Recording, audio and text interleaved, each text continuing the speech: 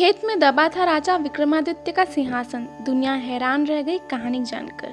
उज्जैन के राजा विक्रमादित्य के रहस्यमय सिंहासन का क्या हुआ यह कोई नहीं जानता, लेकिन जब वह सिंहासन धार के राजा भोज को मिला तो मालवा का इतिहास ही बदल गया। इसके बाद से एक नई परंपरा तो प्रारंभ हुई ही, साथ ही दुनिया को सिंहासन बत्तीसी की दिलचस्प कहानी भी मिली। आओ जानते हैं कि सिंहासन बत्तीसी के मिलने की अद्भुत कहानी क्या है।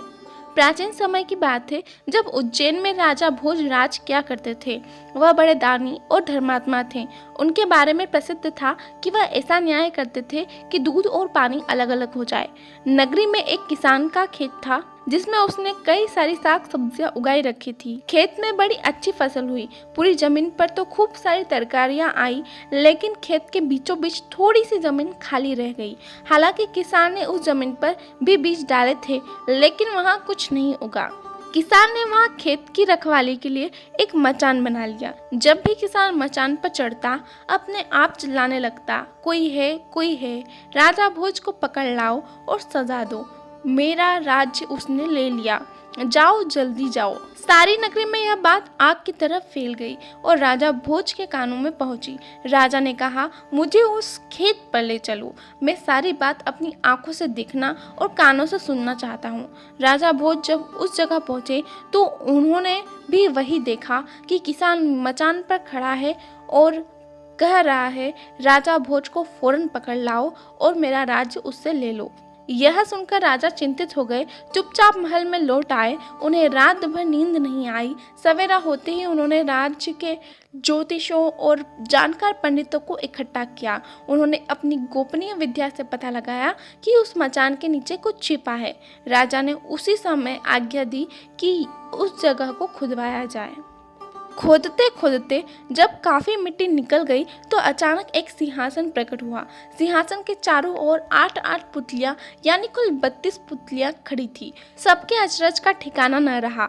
राजा को खबर मिली तो सिंहासन को बाहर निकालने को कहा, लेकिन कई मजदूरों के जोर लगाने पर भी सिंहासन टस से मस न हुआ। तब एक पंडित ने कहा कि यह सिंहासन देवताओं का बनाया हुआ है, अपनी जगह से तब तक नहीं हटेगा जब तक कि राजा स्वयं इसकी पूजा अर्चना न करे।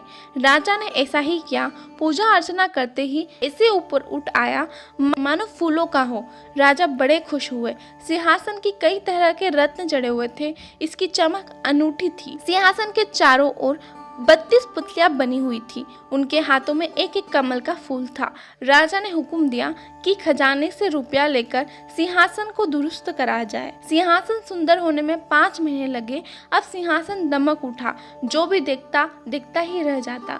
पुतलियां ऐसी लग रही थी मानो अभी बोल उठेंगी। राजा ने पंडितों को बुलाया और कहा, आप लोग कोई अच्छा सा मुहूर्त निकालें, उस दिन मैं इस सिंहासन पर बैठूंगा। दिन तय किया गया। दूर दूर तक लोगों को निमंत्रण भेजे गए। तरह तरह के बाजे बजने लगे। महल में खुशियां मनाई जाने लगी। पूजा होने के बाद जैसे ही राजा ने अपना दाहिना पैर उठाकर सिंहासन पर रखना चाहा कि सारी पुतलियां खिलखिलाकर हंस पड़ी। लोगों को बड़ा अचंभा हुआ कि यह बेजान पुतलियां कैसे हंस पड़ी।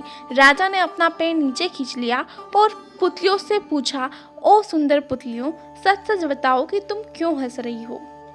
पहली पुतली का नाम था रत्न मंजरी। राजा की बात सुनकर वह बोली, राजन, आप बड़े तेजस्वी हैं, धनी हैं, बलवान हैं, लेकिन इस बात का आपको घमंड भी है। जिस राजा का यह सिंहासन है वह दानी, वीर और धनी होते हुए भी विनम्र थे, परम दयालु थे। राजा भोज बड़े नाराज हुए। पुतलियों ने समझाया, महाराज, यह सिंहासन परम प्रतापी और ज्ञानी राजा विक्रमादित्य का है। राजन बोले, मैं कैसे मान लूं कि राजा विक्रमादित्य मुझसे ज्यादा गुणी और पराक्रमी थे। पुतलियों ने कहा, ठीक है, मैं तुम्हें राजा विक्रमादित्य की एक कहानी सुनाती हूँ। सिंहासन बत्तीसी की पहली पुतली रत्न मंजरी ने कहानी सुनाई। इसके बाद एक एक करके 32 पुतलियों ने राजा विक्रमादित्य की महानता और शिक्षा की कहानी सुनाई। इसके बाद राजा भोज ने यह माना कि राजा विक्रमादित्य तेजस्वी, गुणी और पराक्रमी थे। राजा भोज ने उज्जैन की जगह अपनी राजधानी धार को बनाया। राजा भोज को उनके कार्यों के कारण उन्हें नव साहसाक अर्थात नव विक्रमादित्य कहा जाता है। इस प्रकार महान राजा विक्रमादित्य का सिंहासन राजा भोज के पास रहा।